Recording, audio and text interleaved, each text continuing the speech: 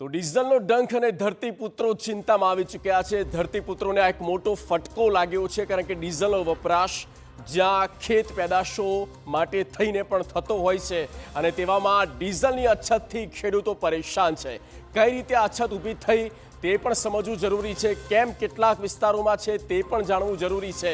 સૌરાષ્ટ્રના અનેક જિલ્લાઓમાં ડીઝલની અછત અત્યારે જોવા મળી છે અને પૂરતા પ્રમાણમાં ડીઝલ મળતું નથી। આ પણ એક હકીકત સામે આવી છે।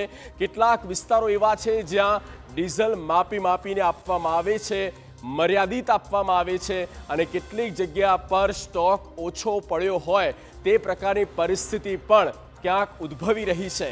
પેટ્રોલ ડીઝલના ભાવ વધ્યા છે, આજે ફરી એક વખત ભાવમાં વધારો થયો છે અને બીજી તરફ આ પ્રકારે ડીઝલની કેટલાક વિસ્તારમાં અછત જેવો માહોલ ઊભો થવો, આ બંને સંકેત કઈ તરફ ઇશારો કરે છે આ પણ એ મહત્વપૂર્ણ છે।